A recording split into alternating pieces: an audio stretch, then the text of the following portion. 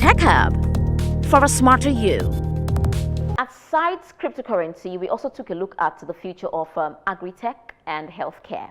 And Dr. Ndubisi Kikwe, who is the founder of Tequila, great guy, he did justice to that subject matter. So here's how the conversation which we had virtually. No one can acknowledge the fact that Nigeria relatively is not a rich country. So I don't want to stay here and say we can do this because we don't even have the money. But we need to do better so that we can stop the paralysis that we are in now. Because all this pandemic, the only way you can solve some of them is to offer them a new pathway to future. All this banditry we're having here, you need to offer a new pathway to the future. Because if you don't offer a new pathway to the future, and you are pursuing them in Yobe, they will go to Zamfara. You pursue them in Zamfara, they go to Sokoto. Unless you can just close in Nigeria, you can't get it. But if you offer them another roadmap to the future, then they will now compare. Today, there are limited opportunities. Let's talk about the issue of data, which will also crisscross into the health sector. The issue of data and how we see in the developed nations from some videos I've watched, from some documentaries I've watched, how they're able to use data to improve on the quality of the food that that they kind of grow and preserve for the citizens to eat. It looks like we have the dearth of data, or we don't even have a culture of data in Nigeria. And I was reading an article, I think a week ago, where one of the proponents, so one of the people who are touting actually for the AFCFTA, that the economics that have signed up for it is worried or concerned about is the issue of data generation, data sharing, and data to improve, activities, especially in the agri sector. What's your take on that, and how can the government sit up the farmers themselves to understand that it's not just about planting and growing the seeds and churning all of them out into the market, that there is the need to ensure that data is used to improve the quality of the produce that are being brought out? Yeah, absolutely. And in short, if you go back to your philosophy class in the university, you could have read where Pythagoras made the point that the world is nothing but numbers. And if the world is nothing but numbers, it means that every business is nothing but a number business. So we call that number data. That's the word we use for it in the world of technology that we are living today. But it's number.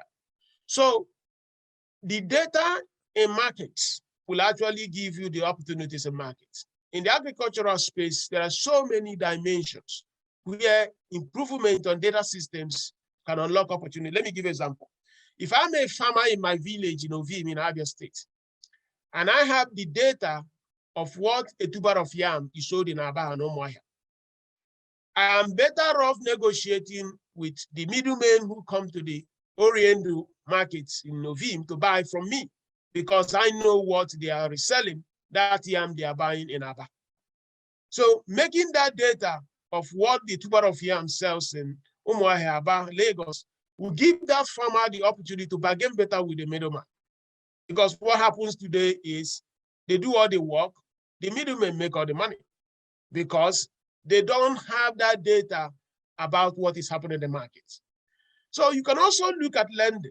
The reason why a fintech or a bank will not lend to a farmer is because the farmer has no data about the business. Why? He doesn't keep record. He doesn't even know whether he's making profit. She doesn't know whether she's making a loss. So because that data is not there, there is nothing the bank or the lender will use to actually provide that resource. So these things are there. And then you look at the logistics aspect I've already noted. If the farmer does not see that there is a data mechanism to understand when the tomato will be ripe for harvest, there is no way the logistics could be planned. There is no way the supply chain could be planned. So one of the things in our program, and in our program, in our mini MBA program, we say, how can you as entrepreneur, how can you as a farmer become an entrepreneur? Most of the farmers see this as custodians of culture. They are doing what their grandparents did. They are sustaining the heritage of their tribe. They don't see it as a business. It's only when we see it as a business, becoming business people in farming, that is when this data you are talking about makes sense. I don't even think it's the government that needs to leak this.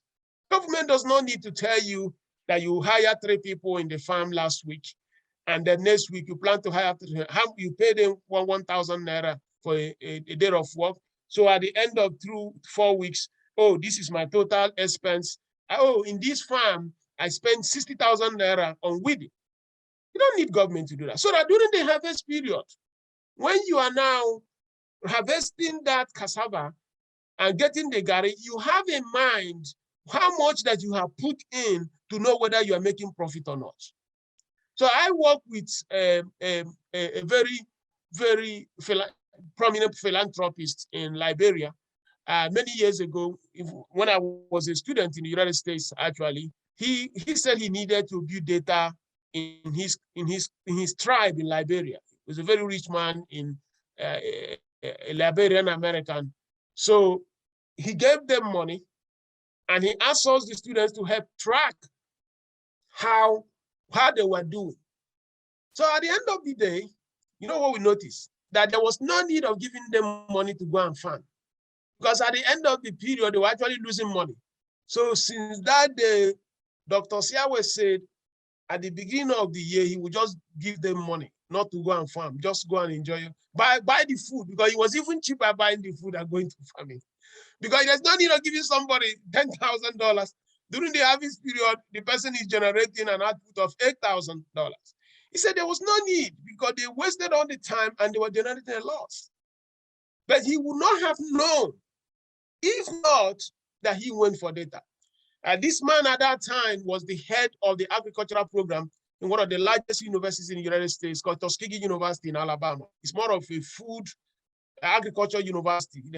So he wanted to use what they were doing in America, in Liberia. And he realized that people were just wasting money. There was no need for you to bother to farm. Just get the money. It's better you just go and buy. So we need to have that data.